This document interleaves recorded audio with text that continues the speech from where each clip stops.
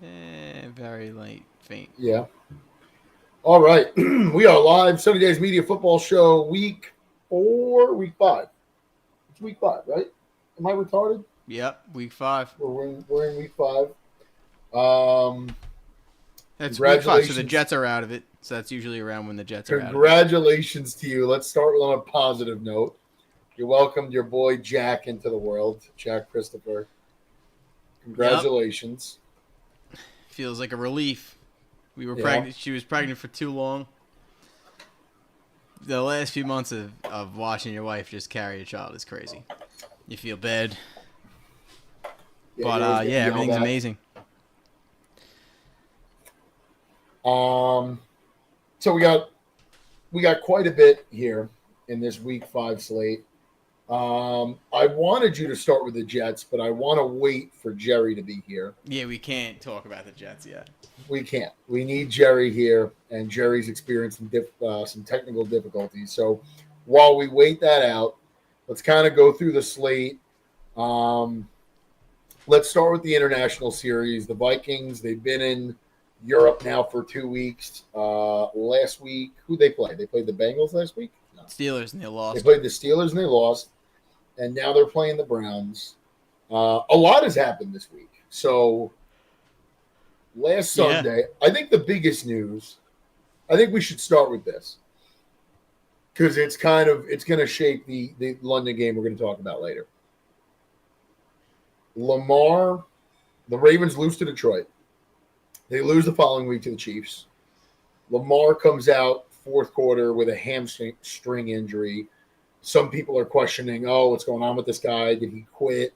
No, the guy didn't quit. He's potentially missing 3 weeks at a minimum. Could be missing more time. That's devastating. I think we all had the Ravens taking the AFC North. And, I mean, the Steelers had looked like they looked good early, but I feel like we kind of all felt here that, like, okay, they'll start hot like they always do and cool down as the season goes. The Steelers might just win this division by default. I mean, if the Ravens can't play defense, Derrick Henry's fumbling, your only hope is Lamar Jackson.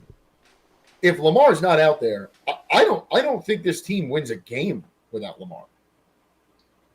I mean, yeah, I agree. I don't know where you're at on this. It's tough. I mean, I think that they can win every game with Lamar. You got to like either pick up, you either got to back up or pick up your camera because we only see your beautiful mouth. Oh, get out of here! Yeah, there we go. Go on. Hold on, I gotta adjust this. Yeah, I think with Lamar, it's funny. Like if you look at the Ravens' schedule, I'm gonna pull it up. This week they're playing the Texans, which is, I mean, I think those teams are both brutal. Honestly, they may be able to win this game without Lamar. But then they go and they got to play the Rams. Can't win it without Lamar. Bears can't win without Lamar. Dolphins throw it, that's a toss-up, but I still don't think they beat them without Lamar. But with Lamar, they win all of those games. They beat, they could beat the Browns, the Vikings, no problem. The Bengals, no problem. The Steelers. All they need is Lamar. That's why the guy's the MVP of the league 2 out of the last 3 years. So I think what's going to help them is they have a week 7 bye. That's much needed for them. So they're playing the Texans, as you said, tomorrow. They're playing the Rams. It's crucial that they win this Texans game. And I don't think it's a lock. I mean, the Texans are favored by 1.5 in Baltimore. I think there's a reason for that. Yeah. It's and I didn't mean to cut you off. Just sorry, my cat just attacked me. I don't know if you saw that. It does need. I didn't. I was looking at it on my phone. That was crazy. It is important to note that they're getting that week 7 bye. That's much needed for them. I mean, if they could get Lamar back for that Bears game after the bye, whatever that would be, week 8, that's huge. Even if they could be 1-5. I mean, 1-5 out of the bye. Actually, it's funny because this was interesting to me. So I did. There's a website, NFL Predictor, where you can basically just run every single scenario through it and like just pick who's going to win every game throughout the rest of the year and just see where teams land. If the Ravens lose the next 3, or if they lose the next 2 and go to 1-5, they still have a pretty good chance to win the division if they get Lamar back, because they just have Dolphins cupcake, Vikings Browns cupcake, Jets cupcake, Bengals cupcake. They always play the Steelers tough. but they can win 10 games, and that's probably what it's going to take to win the division. Because even the Steelers at 3-1 and probably going to win this week, they have a very hard schedule coming up. So the AFC North is like just completely decimated, man. The Browns aren't winning much, and that's honestly we segue into this Brown game. They're the London game. I mean, they're starting Dylan Gabriel. You know, did you even think he was going to get drafted?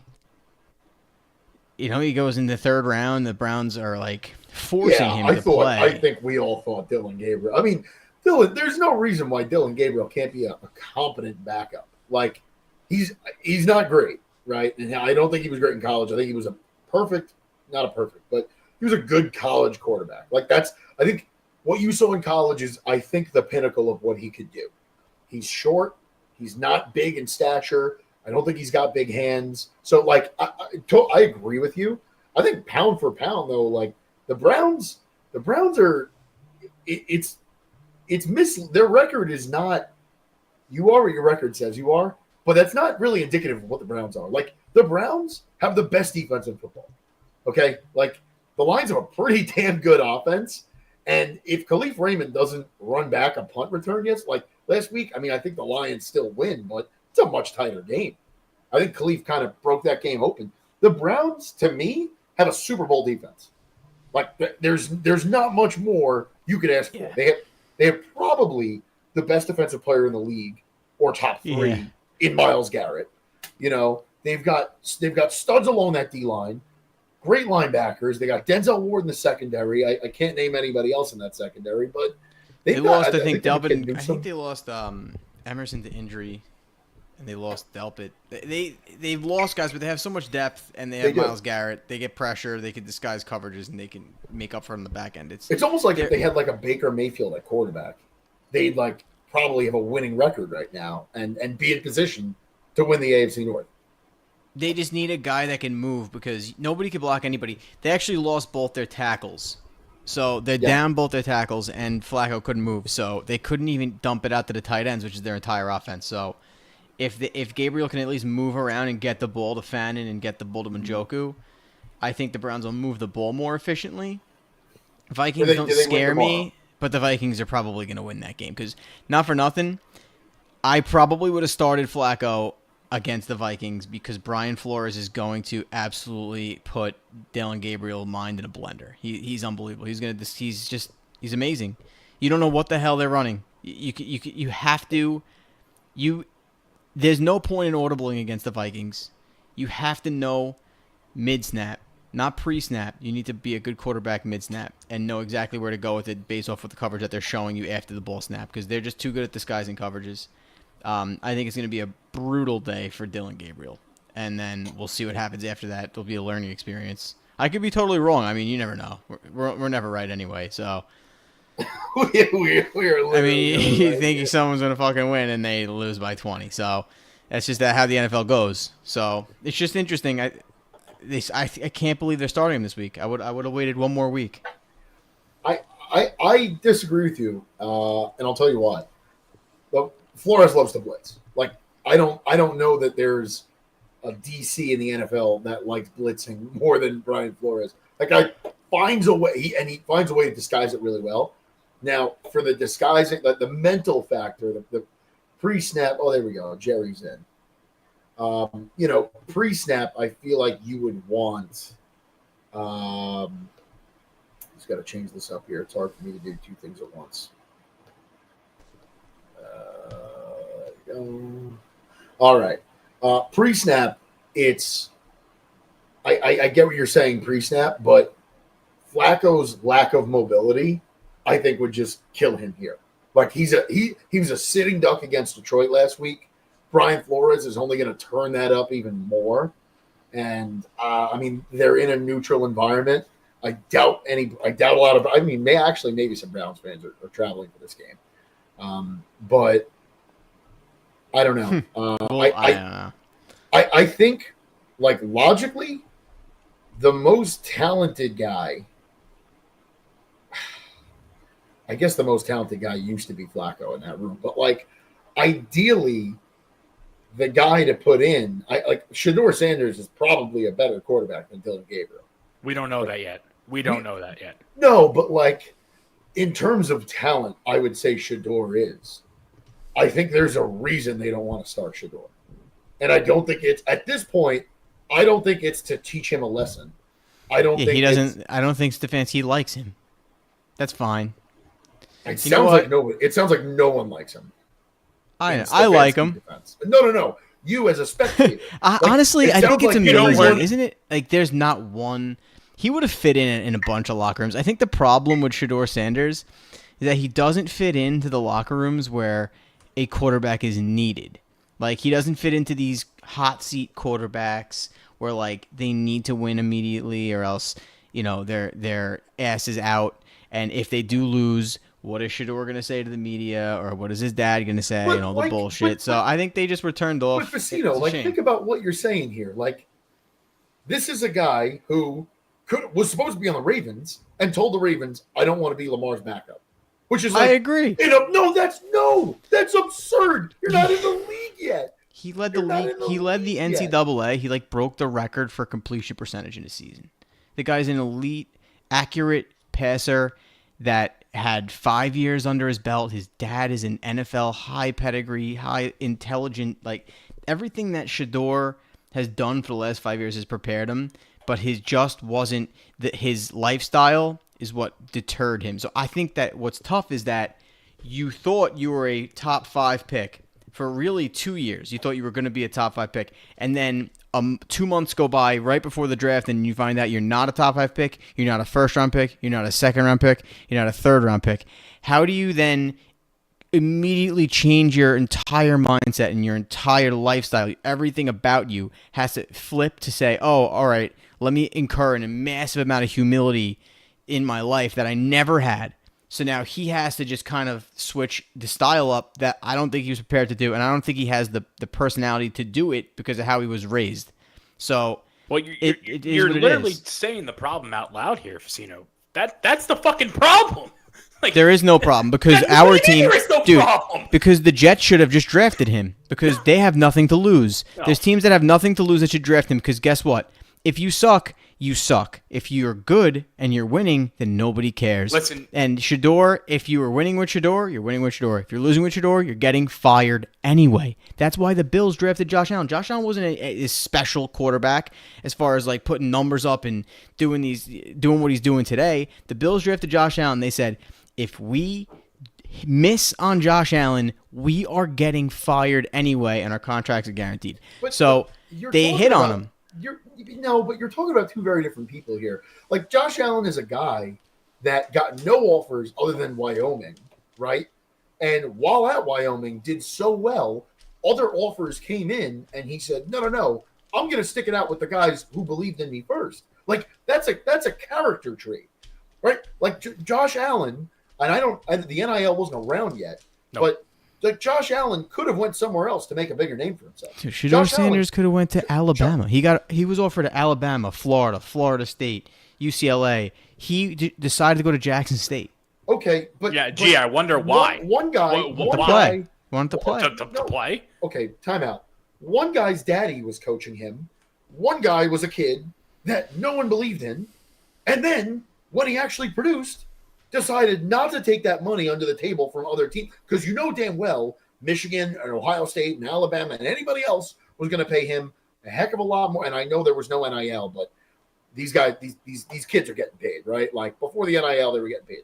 I'm sure Josh Allen was financially getting taken care of at Wyoming, but nothing to the extent that Florida State could have done, nothing to the extent that USC could have done. But no, his decision, and that's not to shit on anyone that transfers. I'm just saying, you're talking about two people with very different characters. And like, even this week, and you know what? Like, no, Facino, because that should have been a wake-up call. Like, this was the biggest interview, the biggest moment of your life. And all 32 organizations looked at you and said, you're not worth it. You're not worth the headache. You're not worth bringing it. Because we all know if the kid was talented enough and good enough, people would have said, fuck it. In the second round, somebody would have came around and said, you know what? I'll deal with the headaches. Fuck it. Hopefully he gets a shot. But like, and just let me just get this one more point in, Jerry. Like, to this week, they're starting Dylan Gabriel. So now, in all likelihood, Dylan Gabriel is going to stink it up, right? Because I don't think he's an NFL quarterback. And sure, Jerry, we don't know that, but like, I watched the kid at Oregon. I don't think he's very good. But like, this was an opportunity to eat some humble pie and look like an adult in the locker room and say, like, listen, if he's elevated now to the starter, I just got to keep showing up. Like, give a generic answer. No, instead you're like you're mouthing words to the media and making a spectacle of it. Like, you're the fucking third string quarterback on the Browns. Well, guess what? Kevin Stefanski can lose his job over Shedeur Sanders. So we'll see what happens. No one's losing their job over Shedeur. I'm telling you right now, there's a scenario where the Browns are bad. The Browns are bad. If anybody was going to lose their job over him, he would have been a first-round pick, because first-round picks get coaches to lose their jobs. Did you watch when they drafted Shedeur Sanders? What the war room looked like? Looked like they saw a ghost. Nobody wanted him. Either the GM or the owner said, we're going to pick him. I think it was the owner. Now, if you're the owner and you say pick fucking Shedeur Sanders, and your head coach says, no, I think I'm going to go roll with Joe Flacco, Kenny Pickett, and Dylan Gabriel. If you're fucking 1-3, and then you bring in Dylan Gabriel and he sucks, and you're 1-7, and the owner says, you have to start Shedeur Sanders. You guys suck. I want people's asses in the seats, and I want to see what this guy has because he was a good college quarterback. I don't know what I'm doing. All I do is own the motherfucking team. Now, if he goes out there and plays well and they win 4 out of 8 games, Kevin Stefanski will be fired because Kevin Stefanski saw him outperform Dylan Gabriel in training camp, started Joe Flacco, which is fine, starting Joe Flacco. They traded away Kenny Pickett. They probably wanted to cut Shedeur Sanders. I don't even think they wanted him on the team. Something made them keep him. So if the owner forced this upon them and then he winds up being the best quarterback for this team, they're out. See you later. Goodbye. And that's the problem with Shedeur Sanders. That's why people didn't want to draft him. Because there's an approach when you need a quarterback, and this is the guy. No, you're right. There was no red flags coming out of there was zero. There were red flags, but there was like no. It was like there was no scenario for him. Like the Baltimore Ravens, hey, don't draft me because I don't want to be Lamar's backup. I'm sorry, but Jerry, we cut you off. Jerry, go ahead. All I wanted to say was, I work in a line of work where we see people like this more than I want to see people like this. And Past, you can definitely relate to this too with your volunteer experience. And when somebody like this comes along, you know to stay far fucking away from them. I mean, the stakes are a little different here, but guys like this in my line of work get people fucking killed. And there is no room for that, whether it's on a fire ground or an NFL field or whatever the fuck it is. You're saying, Facino, that it's a good thing to have this chip on your shoulder. It's a good thing to be kind of a piece of shit. That's what I'm going to call him, because he's, like you said, Past, like, it's reminiscent of Caleb Williams, or the rumors we heard of Caleb Williams 2 years ago when he was going through the draft process. Or, I want a piece of ownership. I want this. I want that. You don't have a fucking leg to stand on, dude. You have improved yourself. Yeah, you played decently enough in the Big 12, carried by your buddy Travis Hunter while your dad was calling the X's and O's. What the fuck did you do? You got your number retired because your dad was the coach. And yeah, okay, you have some numbers to your name. That's great. But what happened when the going got tough? You sold out your own line. You sold out your fucking running back. You called out everybody you had to call out. The fact of the matter is, when you're in the NFL, when you're playing with the fucking big boys, there's no room for that. And organizations take notice of that, and they're going to see that, and they're going to say, I don't want this kid on my team. Like you said, Past, the fact that this kid was going to get drafted by a winning organization, one of the best organizations in the NFL of the past millennium. No, we're in the millennium, but of the of the 21st century, whatever the fuck you want to call it. Yeah, the 30 years since they've been to Baltimore. But still, the fact that he almost got drafted there, and I understand his reasoning for not wanting to go there, but go there and fucking learn, do something. You still have value of being a backup, and look what we're seeing tomorrow. We're seeing fucking Cooper Rush is fucking starting for Baltimore tomorrow. Guess who that could have been, asshole? Guess who that could have been behind a wonderful team who has a lot of promise, and that could have been you to show your shot. You get your fucking starts as a backup when Lamar goes out, and then say, hey, look, this is what I can do, and then next year you get traded, or in 3 years you sign somewhere else in free agency or fucking something else. Like, it's ridiculous. It's inexcusable. at the end of the day, I'd rather be in Cleveland. no, you wouldn't. You don't even mean that. I No. would. Listen. You want to die on your hill? No, that Matt, he's a you're great- did you just hear what you just said? He's 24 or 23. So he's not going to start till he's 27 if he goes to the Ravens. No, you have he Joe would've been Flacco starting. right He would've now been starting. Lamar for Jackson, 2 who weeks. gets hurt. Okay, For two, and that's all dude, right. All right. all that's obviously Dylan Gabriel is in front of him, Wait. obviously for political Film is reasons film. because he was drafted earlier. He was better on film than Dylan Gabriel. He was a better quarterback than Dylan Gabriel. He's just a better player, but he wasn't drafted before Dylan Gabriel, and he wasn't the guy that Kevin Stefanski wanted. But guess what? I'll take having Joe Flacco and Dylan Gabriel in my quarterback room over Lamar Jackson. Because even if I'm quarterback 3, those guys will play their way off the football field, and I can get my shot. Okay. With Lamar, even if I get my shot, I'm never the starter. Okay, but like, And let's- then same thing happened. They didn't let's draft him, think so they're going to logically. trade for him? time out. Let's think logically here. This is the NFL, okay? A true meritocracy. What happens all the time in the NFL? Guys get hurt, guys go down. Lamar loves to run and has not a history of like major injuries, but it is every year that Lamar misses a game or two, okay? We've seen it with Matt Flynn. We've seen it with Matt Castle. We've seen it with plenty of backup quarterbacks in this league where someone goes down, the backup comes in, looks competent enough, at times really good, to where now that backup has value. So if Shador had any brain in his head, any fucking brain, he would have taken Lamar. He would have taken Baltimore because you know what? You're going to learn something. You're going to learn that. First of all, you're going to learn a heck of a lot more listening to John Harbaugh and Lamar Jackson than you ever will listening to the Cleveland Browns organization. That's first. And Hands second, I disagree. Oh, you dude, disagree? come on. You Come Joe on. Flacco, I think Joe You're Flacco is better a than Joe- very an elite Okay. football Forget mind. about Joe All right. Flacco. Forget about Okay. Joe. But I where like would Joe Where did Flacco. Joe At the end Flacco of play the for day- fucking 50 I think At the Kevin end- Stefanski's a All right. better Where did Joe offensive mind than Flacco At come the John end of Harbaugh is the a special day- teams guy. If Shador came in for Lamar and looked at all good, he now has value. And the Ravens can move him for a high draft pick, and he would have gotten his shot. This is the NFL. Why would he This have gotten his shot? because Lamar's hurt. That's how he would have gotten his shot. Where would he have gotten his shot with another team? That's my question because nobody wanted to draft him. So now We all of are a in sudden, a league, after 2 or 3 we talk games as a about it. backup, We talk about it every single week. We are in a league with a severe shortage of really good quarterback play. If you're a good quarterback, someone's going to give you a fucking chance.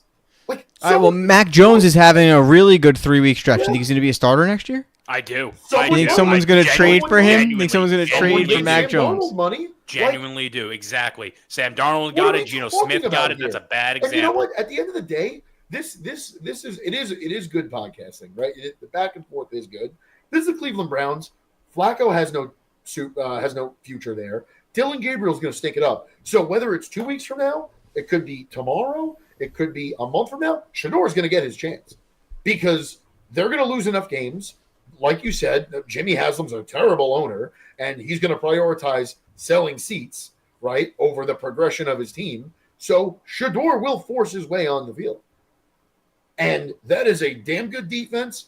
They've got some weapons on the offense. Shador's going to get his chance to play actual football here against another team, a team not just playing scout team defense. So we're going to see it, and it's a meritocracy. If Shador is actually this good, he will be the starting quarterback for the Browns next year. He will be. And Stefanski will be gone. I agree with you. But I also think Stefanski would have been gone before any of this. Anyways, I think It just the sucks, Watson man. signing What was you don't realize though is that Shador is one. I wouldn't say one, but 2, maybe 3 bad starts away from getting his shot. Yeah. Flacco's done. You Yeah. Don't be surprised if you see Flacco's Shador not going back on the before field. week 10.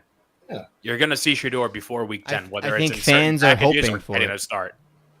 Are you hoping for it or I not? think Don't you it's- want to see it at this point? Yeah, I do because I'm tired of having these arguments because none of us really know, right? Oh, Like, Matt, what do you until look it's for in a quarterback?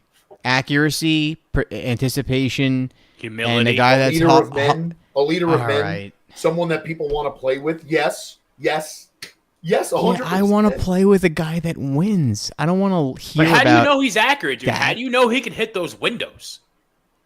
Do you think his release is going to be I fast think enough? that he is. I think he's one thing he's very good at is he's very good at putting the ball where it needs to be. It's either one of two things. Well, okay. At least in college he was, and he was Different very game. he hung tough in the Different pocket. game. His only problem is that he held onto the football too long. You know what? Hold on to the football, dude. You'll learn the hard way. You'll get fucking sacked a few times, and you'll learn to get rid of the football a little bit quicker. But Well, that takes a few starts, and they're not going to let's give him see. those starts. So No, they're going they to give him will. 2 They starts will. and say, "See, he sucks." And that's what I don't like about the league sometimes. If Stefanski's getting fired this year, it's not going to be his call anyway. If they really want to start him, they're going to start him. And I think at the end of the day, all of this is kind of irrelevant. We spent a lot of time on it. It's irrelevant because eventually they're going to start him because they're bad enough. They're going to have to. Let's end it with this then. Do you think they fire Stefanski the week that they start Shedeur Sanders? No. That could just coincide with them being bad. Do you think that week 10 comes around and they're just 1-9 or 2-8, and they're just like, this guy's gone, and he also didn't because he won't start Shedeur, and the owner just has to get the fuck out of here and put Shedeur in for the backup or for the interim? For the interim? I don't know. Anyway, I think Jerry, what do you think about the Jets Shedeur- last week? Shedor's going to get a shot. Yeesh. Not great. Not great. All right, I guess we're gonna just move on to the Jets then. We were put it waiting this- for you. Yeah, thank you. I appreciate Yeah. that. I think we're didn't gonna. I wanna think we're go gonna to win Jets. tomorrow. I think we're gonna win tomorrow. I said that last week, but I think we're What gonna is win this tomorrow. guy doing? Every What do you mean? week? What am I doing? Yeah, every week because you know why? You have every this week? weird Because I don't feeling give every a week. fuck. I don't give a fuck about tanking. I understand, whatever. But I don't know about you. Victory Monday feels a hell of a lot better than getting embarrassed. It's so bad now to the point that my girlfriend is giving me fucking shit about it. She's like, why do you do this to yourself? And you know what the thing is? I'm not even that big. I mean, I'm a big Jet. They're my football team, but it's like, I'm not like you, Pascal. My basement's not painted fucking green and white, and like I'm not, however you want to phrase it. Like I'm not. They're not going to dictate how I feel for the entire week until whenever. But I like to win. I don't know what to say. It's nice, and to beat the Cowboys, I think Are we at AT&T tomorrow? Or are we home? Home. You're home. You're We're home? All right, but it's never going to mind. be like a Cowboys home game. Probably. Last time The they were Jets home, fans aren't showing up. I left at halftime. Last time they played a home game. Here's my problem, man. Here's my problem. Actually, there's a couple. So obviously, the penalties. Penalties have been a problem that doesn't seem to be going away anytime soon, despite how hard of a coach Aaron Glenn seems to be, which sucks. You can't. Brees said it all. Britt said it best. Some teams shoot themselves in the foot, then we turn around and we shoot ourselves right in the head. I think that was pretty spot on with that. Between all the times that we, hit Tua when he was going down, giving himself up, or jumping off sides, or illegal formations, whatever the fuck, whatever you think it might have been. There's that. Also, the other side of the ball where a lot of things didn't go our way, like the Joe Tippmann play, where we got called for a penalty, and his helmet got ripped off his head. That's the difference of a first down right there. That could have led to a drive score. And again, here's the thing too: is that we're never out of these games. All these games are very competitive and very close. We just look like dog shit. And it hurts because we know that we're better than this, but it sucks. My main problem, though, with this football team right now is Justin Fields. And, yeah, he's athletic. He's great. He's fast. He ripped off that 40-yard run for a touchdown. That was awesome. Like, I love to see that stuff. But all he does is check down. Fucking throw the ball, dude. Just throw it. Get it out. You have Garrett Wilson. They hit Garrett Wilson. He was quiet the entire first half. And then the second half, I noticed, I literally texted my brother. I said, all this guy is doing is fucking checking down the ball. What's going on? We can't get anywhere with 2-yard out passes. It's not going to do us any good. And then he finds Garrett Wilson downfield for like 15 yards, 20 yards or something like that. A big gain. It's like, oh, you see what happens when you get your best and only receiver the ball when he's running down the field? Do that more often. And then again, on the touchdown play that he threw, like this guy is making magic happen out of, he's pulling it out of his ass, kind of. He's making unbelievable catches. Just get the ball. He's going to be down the field somewhere. He's going to haul it in. It's going to be great. And he just doesn't do it. I just want to know, just throw the ball, dude. Does he need Tommy John? Can he not throw? Is he hiding inefficiencies? Like, what's going on? You said it best, I think, a couple weeks ago, Pass. You have nothing to lose. Dude, this is your shot. Fucking air it out. Do something. Don't be conservative. Now is not the time to be conservative. You do not have a job next year. You're on a 1-year prove-it deal. No one else is going to fucking want you. You had your chance. You'll be a backup. Sure, you have that opportunity, but if you want to continue to be a starter in this competitive league, you got to do something more than he's doing right now. And it's really, really killing us as far as the offense goes. We can only rely on Breece Hall so much. That's it. I think, yeah. Well, they actually gave him a 2-year deal, and he has a $23 I thought million. it was a 1-year deal. If they cut Justin Fields next year, it's $23 million against the cap, and they have 35 against the cap on Aaron Rodgers next year. We got to stop doing that. So talking about 50-something million dollars, 58, wrapped up between two quarterbacks that probably won't play for your team. But I will say, as bad as Justin Fields is, I don't think he's necessarily losing games for us. He's not winning games for us, but you hired the 33rd team, who's a bunch of schmucks that you fired 15 years ago that were trying to run your organization, Woody Johnson in Tannenbaum, and you had them hire and go through this extravagant head coaching and GM search.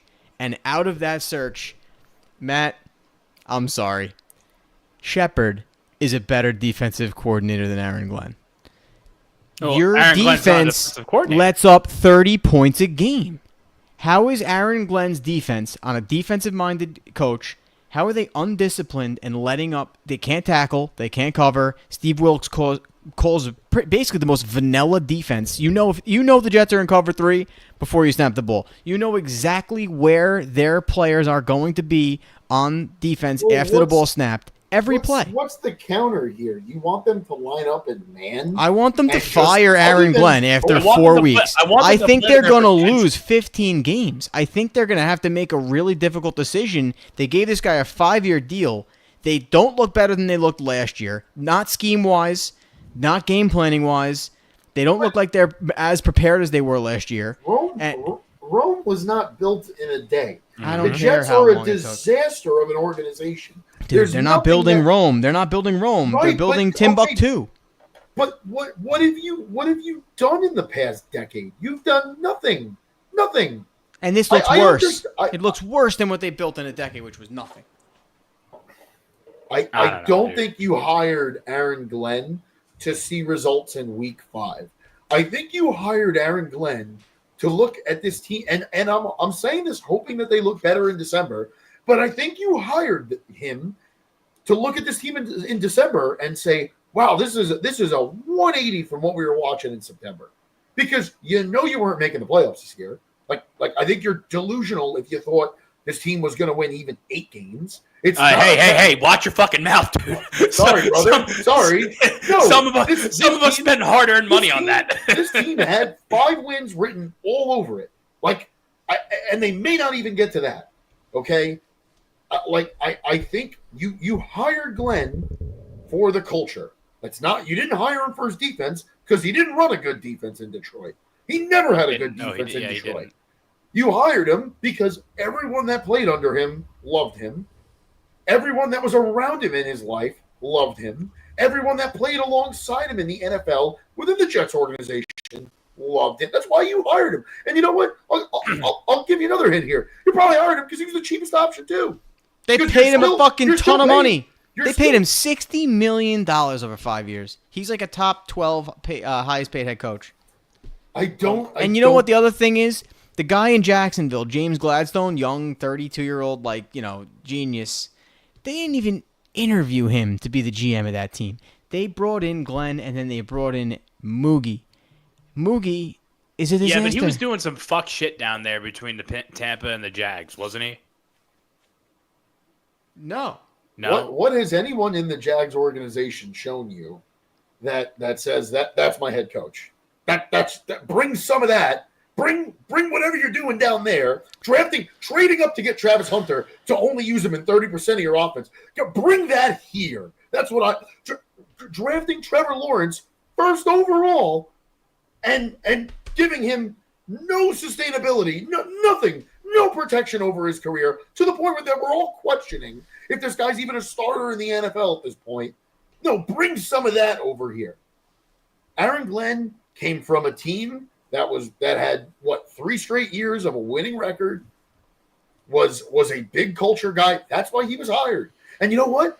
He's probably the only guy that really wanted this job. I was just about to There's say, you not know a what you're long missing, list dude? of You're missing that he people. wanted to be Why here. is, why He is wanted to be a Brian New York Jets head Schottenheimer coach. the head coach of the I Dallas want to be the Cowboys? Jets head coach. So But that's great. That's I should great. be You then, sell since solar panels. I and really Aaron wanna be Glenn the is- coach. Did you sign up is for the an LinkedIn NFL job? Me coach. and You should've Aaron signed up for Glenn the really LinkedIn want job. the job. So let's flip a And coin. you know what? I don't think I hate the don't guy. think Bill It's unbelievable. Parcells, I don't think there was anybody that could walk through the door. Yes, maybe there are some coaches that would have 1 or 2 wins by now. Sure.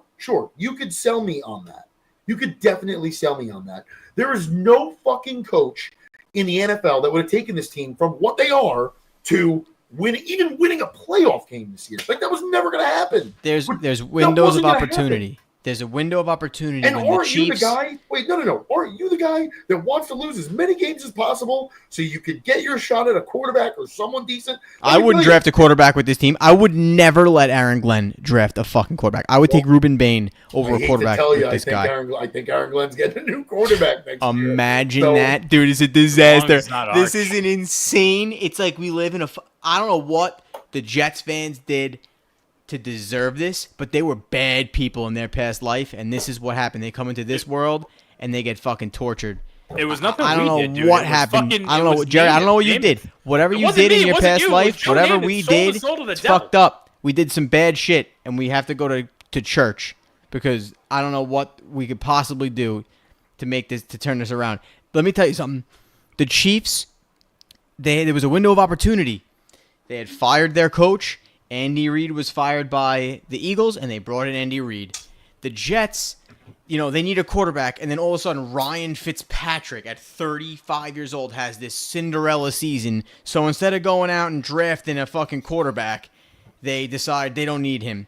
And then they have a year where Josh McCown plays decent, and they decided to draft Christian Hackenberg. So the window of opportunity wasn't quite there to draft Mahomes. Let's take a safety instead.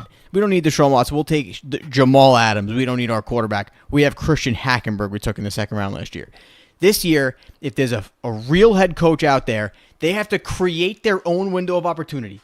If John Harbaugh gets fired, if there's a Jim Harbaugh coming out this year, you fire Aaron Glenn and you go and not you gonna pay happen. that guy whatever the fuck he wants. You want $30 million a year? Take it. I'll give you $30 million because you have to create. You can't just fall into it. You can't. Obviously, the Jets aren't falling into it, and it hasn't happened in 15 years. They got to create luck. It's crazy, or else we're gonna sit in this fucking window of just misery. It's been like this forever. We never have it. Not for nothing. They drafted Sam Darnold, and they got rid of him. And teams, we didn't want to get rid of him. We just sucked, and we thought we needed. The Panthers got rid of Sam Darnold. Like other teams, the 49ers got rid of Don't Sam look Darnold. me in the eye and say There that are- was not the right There choice. are other teams that got rid of him. The choice to get rid of Sam Darnold was sped up. They didn't have to. They needed to get proper coaching. They didn't have the coaching did or a say that. line. Yeah, that's So they can't. First, they have to get the coaching right. Then they can go draft the quarterback.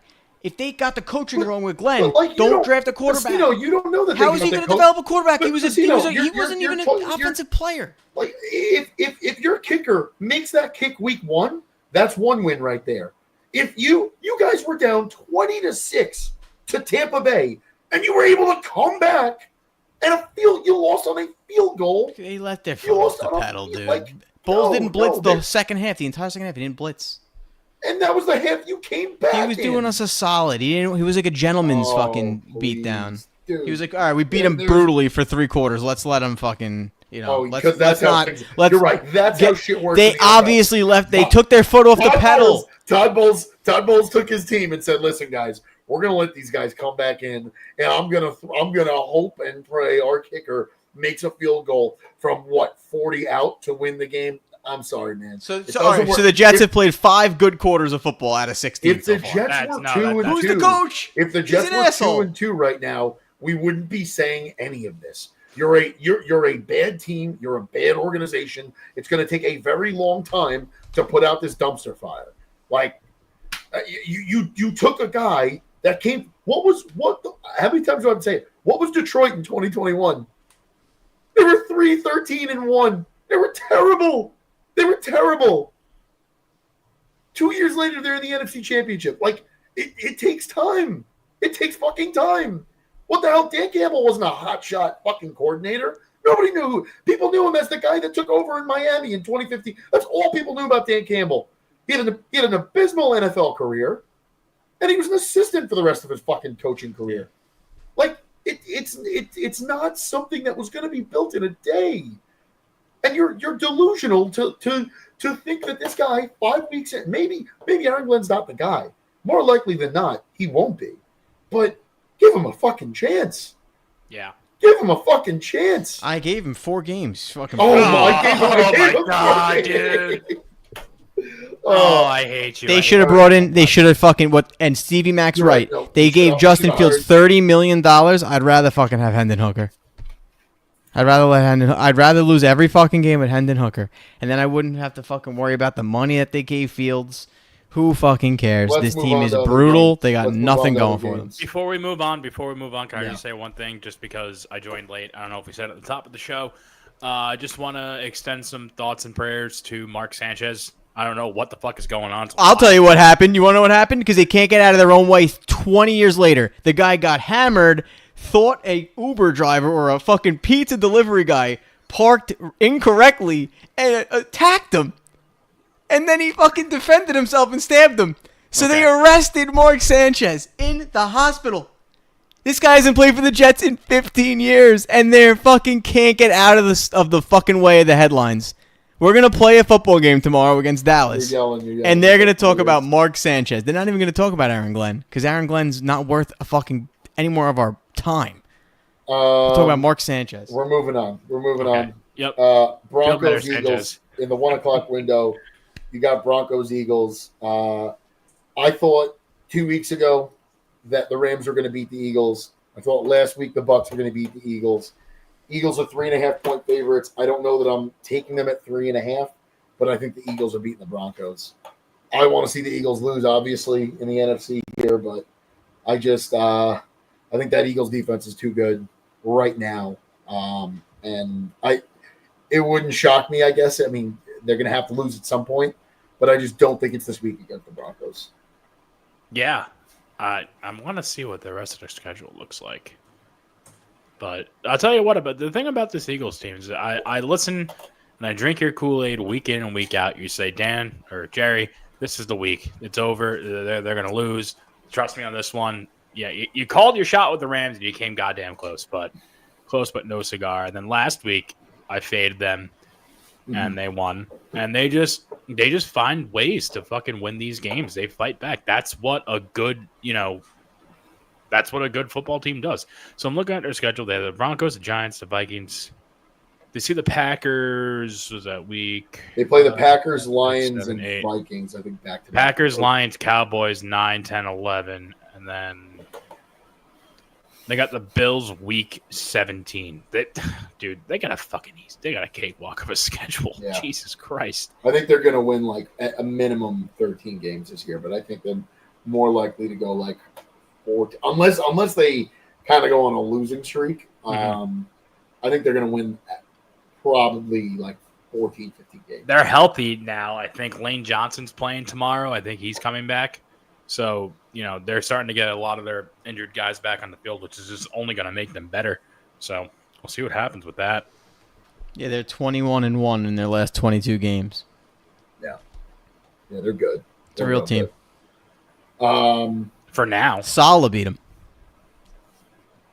It's unbelievable. When? With the I Jets? don't know, 2 years ago. Yeah, anyway. Oh.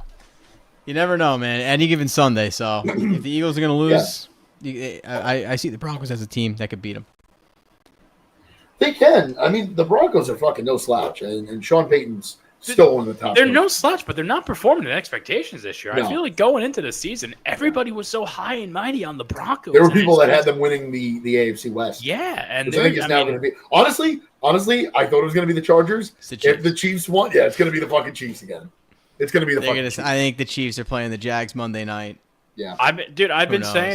saying it since week 1. I've been saying it. Just wait for Rashee Rice to get back. We saw it last week. I mean, I don't want to jump to the Chiefs here.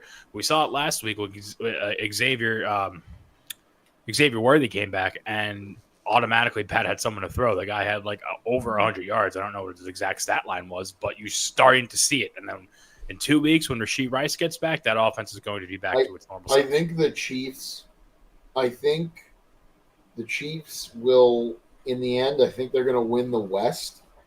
But I guess we say this every year, but it's a lot closer.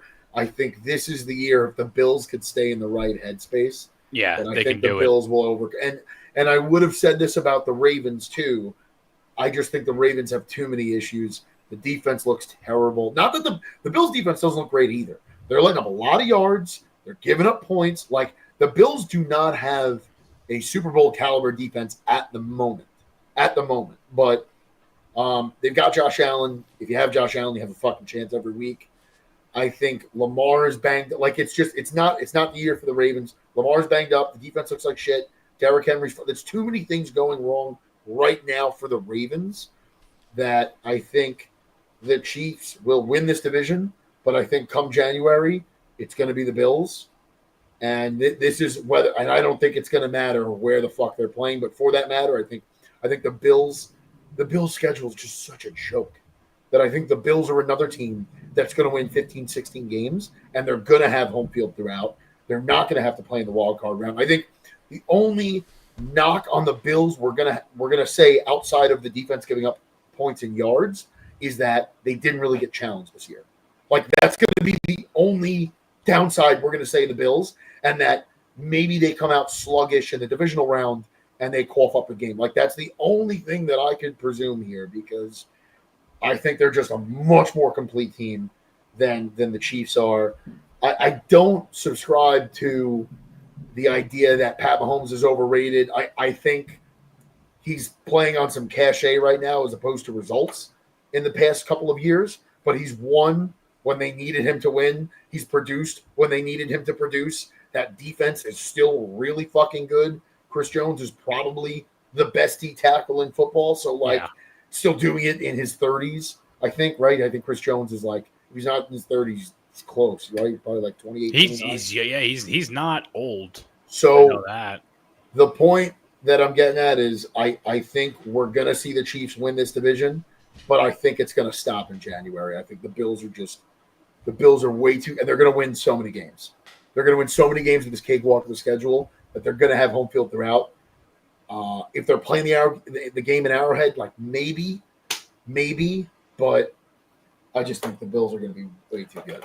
Dude, the Bills' biggest run for their money right now is the fucking Colts, which is crazy. I don't think what the Colts are doing is sustainable. It's sustainable, yeah. And I guess it's similar to what we said about the Vikings with Sam Darnold last year. And in the end, like it reared its ugly head. The last 2-3 weeks of the season, he looked like shit, and it all came crashing down. I think the same thing is going to happen with them. I guess maybe the Steelers then? I don't know, dude. The AFC is so weak. Because Burrow, who knows what's going to happen? The AFC who knows is what's going to happen? It was top heavy. It was top heavy. Yeah. The Ravens being hurt, and that I mean, even before Lamar got hurt, like that Ravens defense is that was the calling card of Baltimore since its origin, and they can't do anything right now. Nothing at all, which is crazy to think. And now without Lamar, I think Lamar is probably going to be out for at least 2, maybe 3 weeks. They said he's on the IR, but it's going to be interesting to see what they're going to be able to do there. And I mean, I guess it's Henry time. That's it. It's just give the ball to Henry and let him go crazy. Because you're going to trust Cooper Rush to throw to who? Zay Flowers and Rashard Bateman. The problem here is that Henry's fumbling a lot. He's not. I guess he's getting the yards per carry, but he's not getting the carries. And a lot of that comes because they're playing from behind every week. Like, think back to that Monday Night Football game against Detroit. They were playing their brand of football for maybe a quarter and a half. And then all of a sudden, the Ravens had to keep up with Detroit, which has never been a thing. That's never been a thing that the Ravens had to keep up with somebody else. It was always you were worried about that Ravens defense, and the Ravens were able to, that was part of how Lamar and Derrick Henry were able to have the season that they had last year. Was Lamar's that dual threat quarterback, and Derrick Henry is still Derrick Henry. And now Lamar's hurt. Henry's got his fumbling issues. And even if Henry didn't have the fumbling issues, I don't think he's getting the carries because they're trying to play catch up the whole time. Because the defense is not keeping them in the game. That's the biggest problem.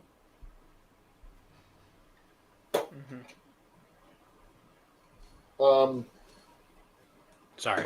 Another thing. Go. Yeah. No, I was just shooting. I was moving on to the next game. So perfect. Let's do it. Giants are in New Orleans. I'm not going to give this game too much time here. The Giants are in New Orleans. New Orleans is favored here by 2.5. Crazy. I don't think the Giants are a great team, but I'm taking the Giants. I'm going to take the Giants money line here. I think I'm going to throw that in the parlay. I don't think it's going to be a pretty game, but I think the Saints are the worst team in football, and I know they were like kind of keeping up with the Bills last week. I also think part of that too is the Bills are just not going to show everything in a game against the Saints.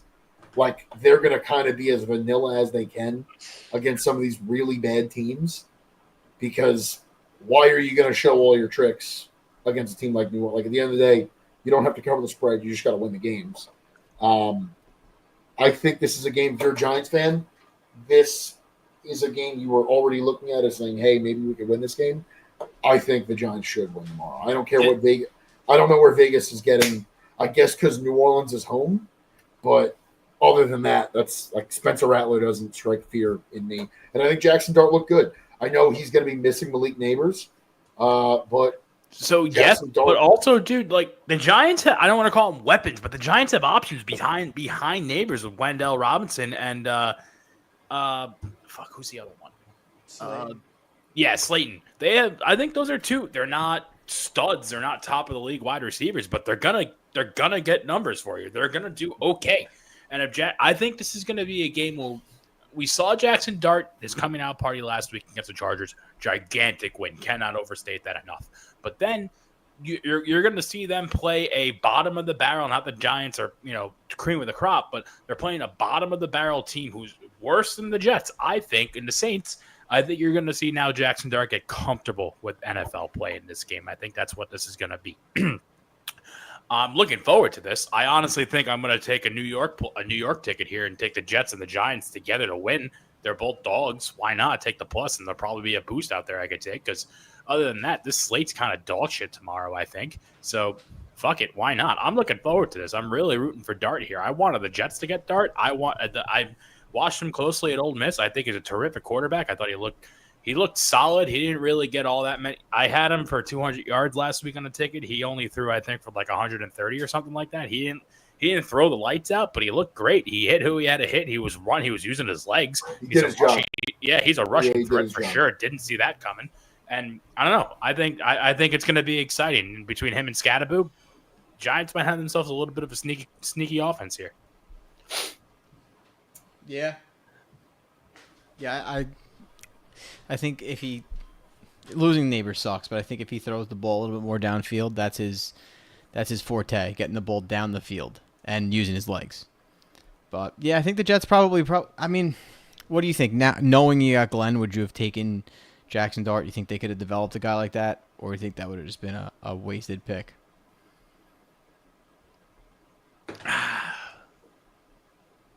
I think if you would have picked him up, and with the changing of the guard that we're currently seeing, that you are impatient enough to not want to see, I think it could have worked. I don't know how it would have impacted his development.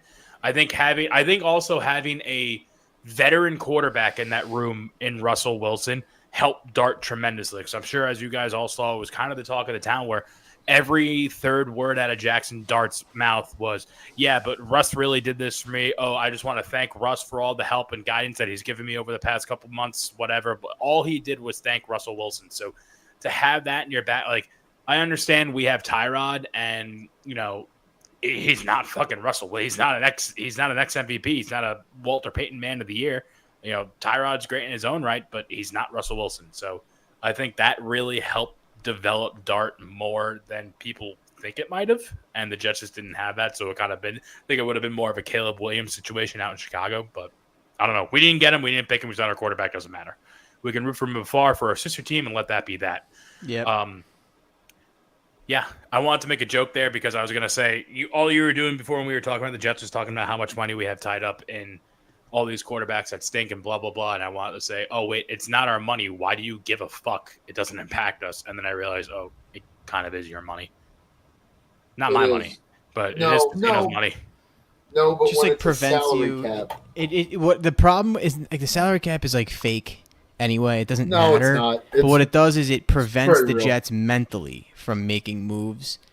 That's just what it's been. I just think that the window of like opportunity for the Jets has just been off. So hopefully that changes. You know, hopefully if they need a quarterback this year, and they have the number 1 pick, that guy is a fucking animal. That's all you can hope for.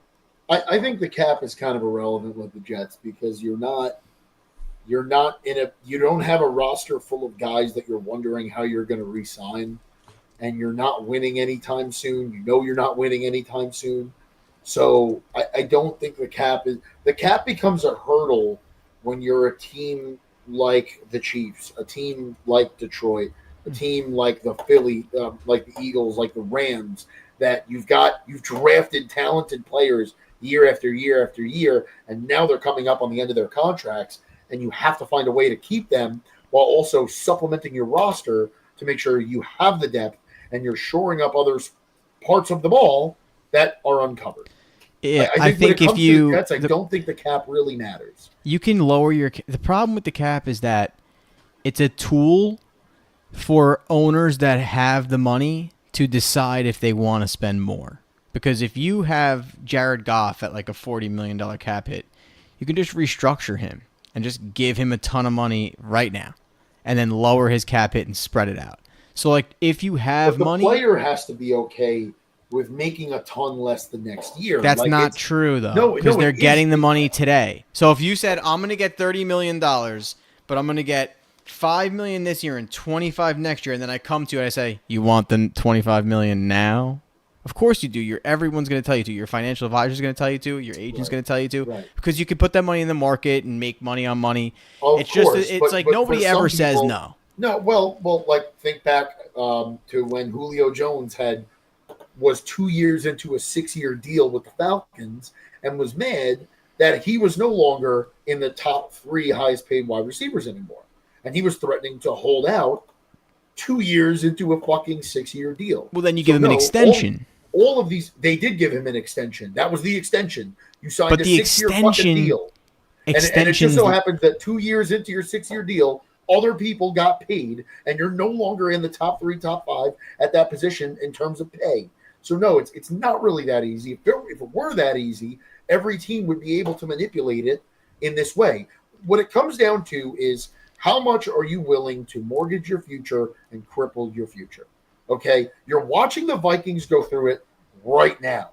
Okay, they still have a cap hit on Danielle Hunter, who hasn't played for them in like 3 years. They still have a cap hit on Kirk Cousins, who hasn't played for them in 2 years. Why? Because they kicked money down the road. They paid him, but they kicked that cap hit down the road. It's not that easy. I wish it were that easy. If it were that easy, Aiden Hutchinson would have signed an extension already. But it's not that easy. It really isn't. I know. What you could do is you could put yourself in cap hell. Look at the past since the Rams, and they've remained competitive. But look at the cap hell the Rams have been in since they traded for Matt Stafford, because they had to eat the Jared Goff money and take on Matt Stafford. And the Lions, for that record, had to do the same thing. But what the Lions did right away when they got Jared was they extended him. They extended him and they spread his money a little bit. And then the Stafford thing is accelerates. So Stafford was a 1 year. Anytime you trade a player, your cap hit accelerates to that exact year. And then the other team can acquire some of that too. So, but whatever, like I said, I think it's an accounting tool more than anything else. Whatever bonuses you promise that player is on the original team that signed the contract, not the team that you went to. And both teams had to deal with it because the Lions had Stafford on an extension and the Rams had Goff on an extension. I'm just telling you that it's not. If it were so easy, everybody would do it, because you've got a room full of guys that have a degree in accounting that know what they're doing here. It's for the Jets. It really doesn't matter. It matters for teams that are trying to win today, and they're trying to figure out, fuck, if we sign this guy on the free agents list right now to add depth to our D line, what is that going to impact next year's cap? Who do we have to extend in 2027? How much is that guy going to cost? What's the trajectory of cornerbacks? Like, there's a lot that goes into it. It's not a simple thing. It's not. I know we all joke that, like, oh, the cap's not real. Look at the Eagles do. Look at the Rams do. No, they're paying for it on the back end. They're just kicking it down the road. And I support that because you can, like, go for it. Like, all you have to do though, Matt, and this is where it's like kind of crazy. Like, if you kick the can down the road for years, and it is what it is, you have a ton of money. You can only kick money down. I'm not against that. I'm just you can only kick it down 4 years. So the solution to being in cap hell is, if you're in cap hell and you're winning, then you can just continue to extend your hell into oblivion. And if it really does hit the fan and you're picking number 1 overall, you fix it though by drafting a rookie quarterback. Look at how bad of a situation the New Orleans Saints are in. Their 2017 draft, they drafted Alex Anzalone, Trey Hendrickson, Alvin Kamara, Ryan Ramczyk. They drafted like 7 or 8 studs, and they could hold on to like 2 guys because they kept kicking that can down the road. And then the what's it called? The Broncos, Sean Payton retiring and then going to the Broncos. Like, I don't think that helped either. So they're still in cap hell. And Drew Brees has not played for this team in 5 years? 4 years? I don't know how long it's but that's what you do. You put yourself in cap hell trying to win, and then when you realize you can't win, then you tank for a year, get your rookie quarterback, and then in 2 years you're out of the cap. Kick down the road for years and years and years. Like, well, what is it, 25? So next year, the Saints are going to probably have a top 2 pick. Yeah. They're going to be so bad this year. I can't see them winning more than like 3 games. They're going to pick a quarterback in the top 2 or 3, and that quarterback is going to make no money, and then in 2027 they'll have like the second most cap space of any team. So they are eating, they're reaping, they're getting crushed now for a mistake that they've been making for 15 years. 4 or 5 years of them getting crushed. But they've been doing this for 15 years. The Saints have been ignoring the cap for that long. So if the Saints can ignore it for 15 years and, lose a few players over the last 6 years of bad football, 5 years of bad football. Well, they're stupid. I think that they should have accepted defeat there and done what they're doing this year in 2022 or 2021 when they got rid of Breeze. I think getting rid of Breeze, they should have said, we suck, let's commit to sucking and get on the good side here with a rookie. But they just didn't. Yeah, and start over. I agree with that. And so they went after, they went after Derek Carr, right? Yeah. Re-signing Alvin Kamara was probably the dumbest thing they did. Yeah, it's not big enough. It's not like they signed like some edge rushers that suck. No, but what you could have done was you could have traded Alvin Kamara, gotten draft capital, and then used that draft capital to make yourself better for it. They may get rid of Kamara. Right, but the time to do that was 3 years ago, yeah, before you re-signed him, and then you could have built on that and not dealt with a cap hit. Now, if you trade him, you're dealing with a cap hit. Like, it's $7 million. Still sucks. Like, it's $7 million is potentially a swing tackle and a depth. No, I'm sorry, it's $20 million. But if you trade him now, it's this year that you're acquiring that cap. So if they traded Alvin Kamara, they would have to. The team that trades for him would have to eat at least $5 million from the Saints of the cap that they'd have to pay. I don't know. It is what it is.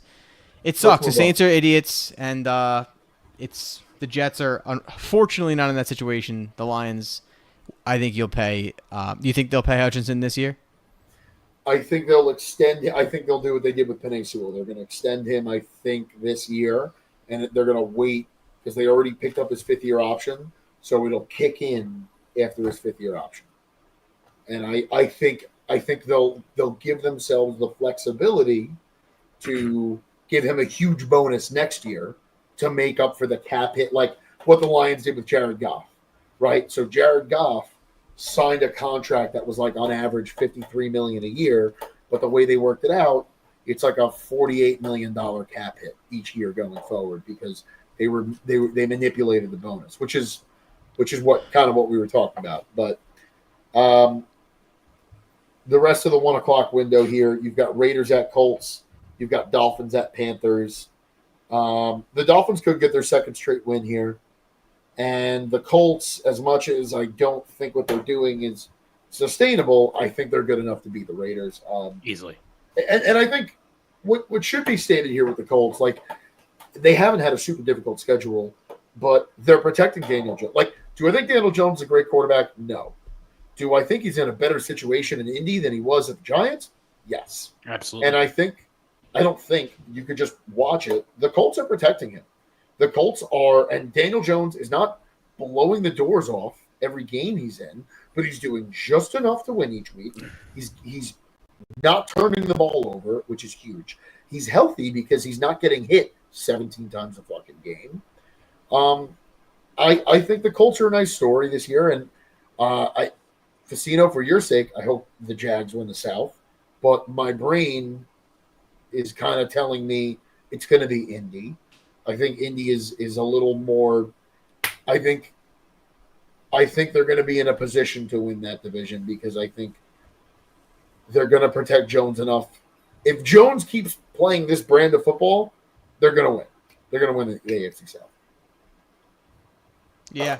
I hope I'm wrong. I hope the Jaguars win. Like, obviously, I'm rooting for you, but just the way I see it,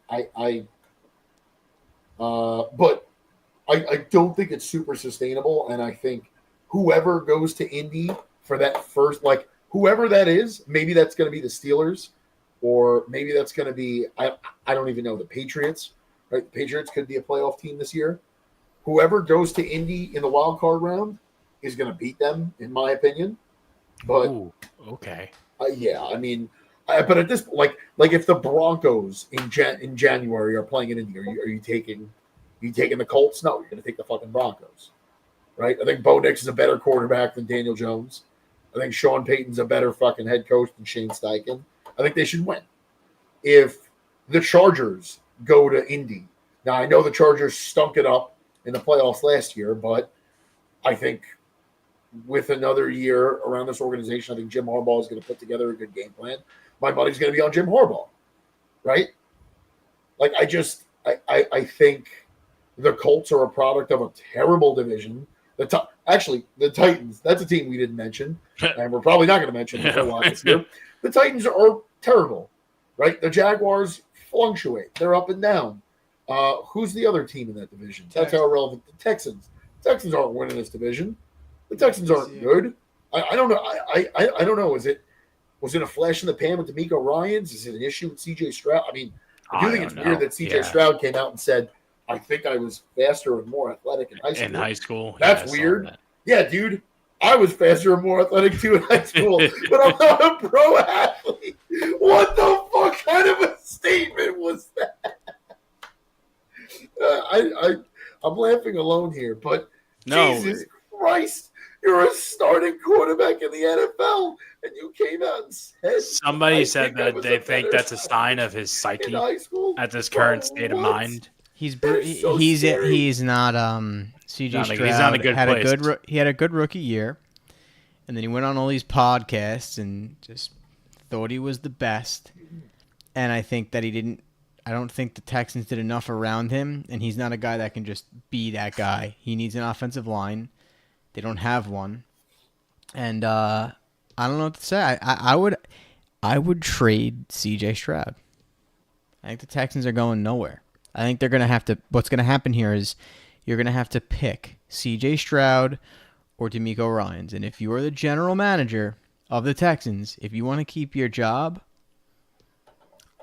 I would pick myself over CJ Stroud because something will happen.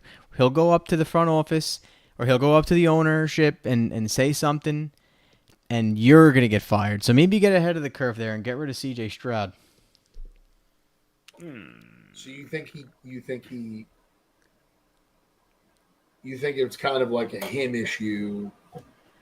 You think like I think it's a team issue, dude. I don't think he has any options around him. Guy's throwing to Christian Kirk. Nico Collins So is hurt. first of all, Nico Collins. They have Nico Collins. They drafted Jaden Higgins. They drafted Jalen Noel. They drafted They have Hutchinson, Xavier Hutchinson. They brought in Nick Chubb. I mean, not that he's any good, but they were rocking with Joe Mixon last year. C.J. Stroud's regressed every year, and he says things, and I think he thinks he's better than he is, and I think that when you have that situation, I think you get rid of that situation. You let somebody else deal with that. Like, I would call the Jets. I'd say give me 2 first rounds for C.J. Stroud and see if you can get ahead of that. So let the Jets fucking. So it. we're on the same page here. You think I'm just getting on the same page with you. You think he's a guy that probably talked too much, like probably looked like an ass, right? Put his foot in his mouth. Probably talked too much. Probably a detriment to his team because he talked too much and made an ass out of himself. And you would remove that guy from your situation to make the whole better, right? Yep. And with that, my baby is wailing away upstairs. You're kind of painting a Shedeur Sanders story here. That's kind of what you're painting, right? A guy that talked too much, that talked too much, had some success in college, talked too much in the NFL, and now you want to remove that guy because you think that guy's a kid. Because he's not elevating. I'm just saying. All right, fine. But Fair enough. CJ Stroud had playoff experience in college. What did Shedeur win? 8 games? What did Shedeur win? With the Heisman? With Travis Hunter? Throwing to Travis Hunter? And then having Travis Hunter give him the ball back because he was such a good corner? I think you should put your foot in your mouth. Fine. Fair enough. Yeah. But I gotta run. I need to help my wife right now. So, let's go Jags. I'll take the hypocritical moment. We're jagging off tomorrow. We're jagging off with on the Monday. Tomorrow. Monday night. Oh, Monday. So we're going to jag off Monday. All right. I was too harsh. There. No, you're absolutely right. That Shedeur take was asinine. Asinine. Yeah. I'm glad you caught that too because I literally said to you and said, "Say it. Please call him out for this. Say that." He's literally describing what he said about Shedeur Sanders. Say it. That was good fun. That was good. Bucs Seahawks in the 4:00 window. The Bucs are traveling. So me and my buddy Chase were talking about this game the other day at work.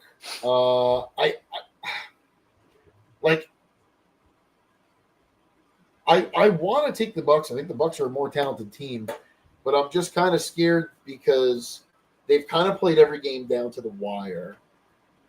They haven't convinced you this year, right? The Bucs have not. I disagree. You think that they've solidified themselves? Okay. I think that's their MO. I don't want to say they're sitting here doing it on purpose, but I think that's their MO. I think we said it before a couple weeks ago where Baker Mayfield's literally making up scenarios in his head. It's how can I make this personal? What can I do to make this matter? I respect that. That's Michael Jordan in The Last Dance. I get that. I'm not saying they're throwing games because they're 3-1. All minus I think was minus the game against the Eagles, which they did almost win on that last drive. They were down by 8. They came back. They drove the field and they just ran out of time. I don't want to say they're doing it on purpose to make it work like this, but I think this is just what they do. I think they're scrappy. I think they're underdogs. I think people like you never give them, no offense to you, but I think people like you don't give them their flowers, and I think they say, all right, you know what? Fuck this kid. This guy on his YouTube channel is not going to say we're going to win tomorrow. Fuck him. We're just going to go out there and ball out. And, yeah, we're going to fall apart and do whatever, take our foot off the gas, call it what you want, call it complacency, call it whatever. But when it's crunch time, we're going to go to work and we're going to get it done. And they do, week in and week out. So far, at least. It's still early. It's only week 5.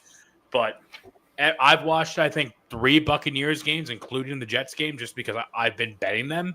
And I love what I see. And I don't know if that's just the Baker Mayfield effect, but the Mika Mbuku, who I think is a fantastic wide receiver. They got a solid running game. They got a pretty solid defense. I think they have a lot of parts on that team that's might make some noise come January. No, I think the Bucs' problem is the way Todd Bowles runs an offense because I think I mean, you talk about a defensive mind, and I guess we didn't see it here in New York with the Jets. He wasn't bad with the Jets. He wasn't doing what he was doing in Tampa, but he was not a bad coach with the Jets. No, well, I think he's got more talent to work with in Tampa. I That's the only difference. I think Todd Bowles, and from everything I've heard, he's like a tremendous human being. I believe it. Human being. Seems like a really nice guy. I think he's as great as he is, excuse me, for this team. I think he's a detriment to the offense. I think he's a guy that needs to kind of unleash Baker a little more. And I know what he's trying to do. He's trying to rein him in. He's trying to limit the turnovers because that was kind of Baker's problem in Cleveland. And I get that. But he's just got to find a little bit of a better balance because this offense is just, you're watching them and it's just so vanilla. All Todd Bowles does is run a vanilla offense.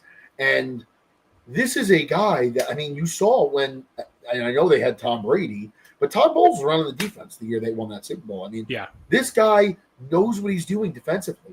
I was praying when Bruce Arians retired that that it was going to be Byron Leftwich's job, and that Todd Bowles is going to leave because he interviewed and didn't get it. And I wanted Todd Bowles. Like I would love to have Todd Bowles, and I love Kelvin Shepard, but like Todd Bowles is a proven defensive coordinator in this league. Yeah. And I think this guy, it doesn't even matter. Like it seems like there's always people hurt on that defense, and it just doesn't matter. Like it truly doesn't matter who the personnel is for him. He finds ways to win. Defensively, I just think it's a lackluster vanilla offense that could be so much more when you talk about Chris Godwin and Bucky Irving and Baker Mayfield and Mike Evans, all of these big names that should be better than what they are. I think they've played games close this year that they kind of shouldn't have, and I think maybe it's just they've taken too long to get going. They're stalling. It's not that I don't believe in the Bucs. I just think the Seahawks are a decent, like, I don't know, gun to my head, maybe the Bucs win, but I just like East Coast team traveling to the West Coast, playing in Seattle, right? That's a major home field advantage. I heard it's not what it used to be. The 12th man that too, anymore. Yeah. And I think if there's a quarterback that's going to make a mistake against this Bucs defense, it's Sam Darnold. So I get that aspect of it. And I don't know where you're getting this idea from because I don't disbelieve in the Bucs. No, I know. I don't know, like what I've seen from them. Like I want to bet them tomorrow, especially as an underdog. Baker as an underdog, hell yeah. But from what I've seen through 4 weeks, and I mean they lost control of that Eagles game. I know they kind of came back, but like it was kind of on a wing and a prayer late in the game. A little bit. Like they lost control of that Eagles game very early. And it's like it wasn't really close again until the very end. Until sometime in the fourth quarter was when they started kind of scoring again. So and I'm also not totally bought into the Eagles. But I want to bet the Bucs tomorrow. 2 beers in me in the morning. I'm probably gonna bet the Bucs tomorrow. Dude, but fucking if I win my 1:00 ticket, I'm hammering the Bucs money line. You want to talk about not trusting a team and not believing in what a team's putting on the field and their product, it's the fucking Seattle Seahawks. I'm not a Sam Darnold hater. I don't know. I feel the same way I feel about him that I feel about Geno Smith, where we talked about this when Geno had his initial resurgence with the Seahawks on I believe it was the first season of the show where Facino and I are both in agreement. Fuck this guy. He's a pumpkin. We've seen him at his worst. We know what he's capable of. Sam Darnold's a little bit different because we saw, there's no denying what he did last year in Minnesota.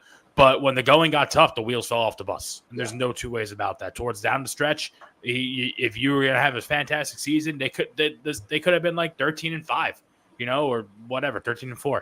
Bad at math. they won 14. They won 14 games. Did they? Yeah, they won. Well, They just. I'm an asshole. won They 15. lost their games at the worst time, and they Yeah. were in a tough division too. So last year, whatever. But regardless, I understand. I know from experience what this guy is capable of and what he actually really looks like at his worst. This guy sees ghosts, and I don't want to hold it against him because he's matured and grown. But there's just nothing impressive about the Seattle offense to begin with. JSN's a good receiver, not to take anything away from him. He's a very good receiver. But other than him, He's they very don't good. have DK anymore. Lockett's gone. It's just him in that room as far as big name goes. And then you got a two-headed dragon at running back where they're not even like a lot of these two-headed dragons. They're kind of like, all right, but like both of these guys are good enough to be the guy, and neither of them are. And because of that, I believe it's taking away from their output and talent on the field. So they both kind of perform mediocrely, if that makes sense. I think at least. They're, I have Charbonnet in a bunch of fantasy leagues because I don't believe in Kenneth Walker. I think we've seen enough of his bullshit now across a couple seasons. There's been the NFL where the guy's made of glass. He's always going to get hurt one way or the other. He's always going to miss a bunch of games. But still, I don't think their offense is.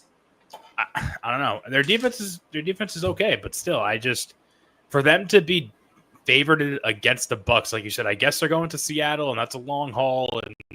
The 12th man and everything, but I think that's a wild line by Vegas, man. I think from a might be a gambling trap. standpoint, East Coast teams that have to travel to the West Coast, I think it's like more often than not lose the game. I believe that for sure. It's Seattle too. Seattle's not like going to LA is one thing, but going to Seattle from Tampa Bay, that's like you're looking at probably like an 8-hour flight.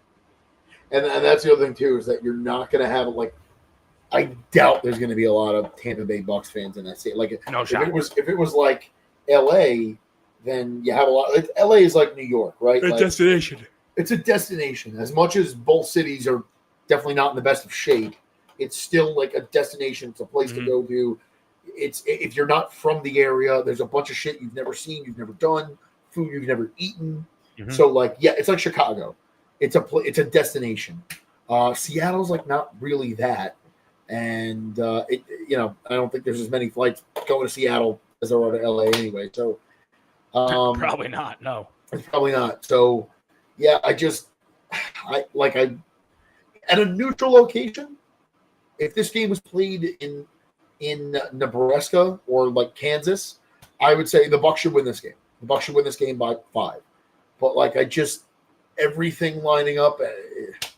I want to take them, and I probably will take them. I don't think so. I shouldn't say that, but I gotta see it from the Bucs. This is the week I gotta see it from the Bucs. you want to see a handedly one game. Yes, Yeah, I want got it. Like you don't have to blow out the Seahawks, but like you should be in control of this game. Yeah, you Bucky can win this Irving game needs to hang on to the 28-14. ball. Bucky Irving needs to hang on to the fucking ball. Baker can't turn the ball. Like if you're a Bucs fan, this is what you want to see. You want to see Bucky Irving not fumble, and you want to see Baker not turn the ball over. If both of those things happen, I think the Bucs win this game. Yeah, that's what happens. That's my belief. You have the Titans and the Cardinals. Cardinals are not a great team. They're giving the Cardinals 7.5 here. The Cardinals are home. I think the Cardinals win that game. I think Wait. They're giving them 7 points, or no. The Cardinals are giving minus the 7.5. Okay. Yeah. I'm sorry about that. I was worded that wrong. And then I think the biggest game of the 4:00 window is going to be Commanders at Chargers. Jaden Daniels, I believe, is healthy. He's back. Jaden's back. No Terry still though. The Chargers laid up a stinker last week. They're home. I think a lot of Commanders fans are probably going to fly in for this game. Kind of a moot point, but it really does suck that they left San Diego. I know it wasn't a big market. Them being in LA, and I know they've played in LA before. I believe they started in LA. It's just, or they started in San Diego, moved to LA, and then came back. It just sucks. They just need their own stadium. They need their own identity. Coming from a guy who shares a stadium, but still. They're never going to do that, just like the Jets. The Jets will never have their own stadium. I thought that was the plan. I thought SoFi was the Rams stadium, and the Chargers are trying to figure something out. No. The Chargers only played at that soccer stadium because the Rams were playing at the LA Coliseum. Which is so much cooler than fucking SoFi. I love the LA Coliseum. I think that's one of the best stadiums. You've been there? No. I wanted to go to a Rams game when they were out there. because when Jared was there, I was like pseudo rooting for the Rams on that little run that they went on. I didn't call myself a Rams fan. I was like the dark days of Jets. So I was like, I'll root for the Rams for a little bit. When they first went back, I'm like, this place is sick. But I'm trying to go. This is totally off the beaten path, but I'm trying to go to the Olympics in 2 years or 3 years, whatever. And I'm sure it's going to be there. So I'll probably get there during the Olympics, hopefully. But yeah, that place is sick. Ever since the second Mighty Ducks movie, I've always wanted to go there. LA Coliseum. Mm-hmm. I think Chargers. I think the Chargers win that game Easily. Nah, I don't want to say Shouldn't say easily. They should just lost to the fucking easily. Giants. But that's another example of a West Coast team flying across the country. Right? I mean, I guess I was talking to a Chargers fan this week. He said that was a letdown. He knew that was coming. I think he actually put money on it. He picked the Giants in his knockout pool. Really? That's how much he believed in it. Yeah.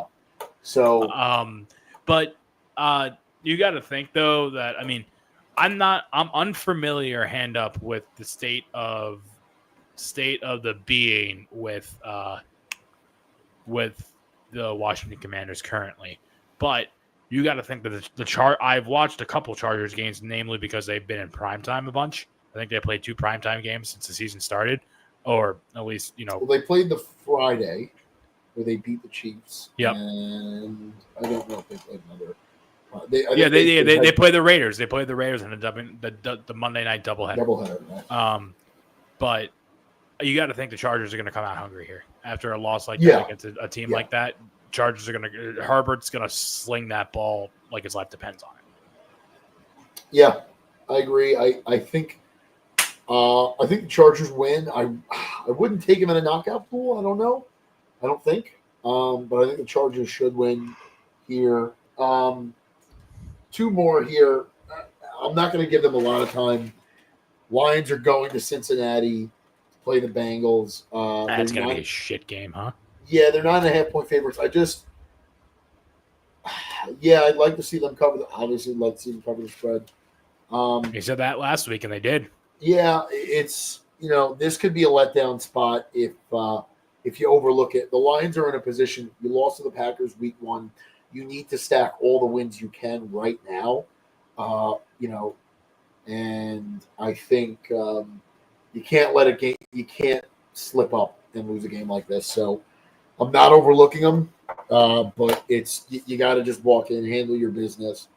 If you're in a position very early where you have the game in your control, I think you don't show everything in your playbook. I think you kind of similar to what we were talking about before. I think was it the Colts game or the Bills game? No, Bills last week. For what's that? This is not a game where you show everything you have. I think this is a game where you come in with somewhat of a vanilla offense, run what you run, make sure Jameson Williams gets the ball because he had a big stinker last week. He was targeted 8 times. He caught 2 balls. I think he had 3 drops. He had a bad game. It'd be a good get-right game. Good self-esteem game. It should be a very good get-right game. The Lions are going to be playing without DJ Reed. He's on the IR. He's going to miss at least 4 weeks with that hamstring injury. That's a killer. But this is where you look at the D-line. You look at Al-Qadim Muhammad and Aiden Hutchinson, and you're telling them to eat. And, in other good news with Detroit, they started the clock on Aleem McNeil. He's got 21 days to come back from that injury. And I don't know that we will see him next week, but after next week, they have the bye. And then they play the Vikings. I just want to make sure I'm right about that. So they play the Chiefs, then the Buccaneers, then they have a bye. So you actually might see Aleem McNeil next week against the Chiefs. That's not a game. You're going to Arrowhead. It's Sunday Night Football. As much as the Chiefs have looked up and down, it's still going to be. It's going to be a great game. That's going to be an awesome game. But start to the Bengals this week. That's what they're focused on, and you got to win that game. And we're going to end it on Sunday Night Football. Pats are at the Bills. Bills are 8.5-point favorites. The Pats have looked very up and down. This was a team that a lot of people talked about the defense. And it's been a team that's been carried by the offense. The defense has been lackluster, might be an understatement. It's been a bad defense. So I think we're all kind of looking at the Pats here.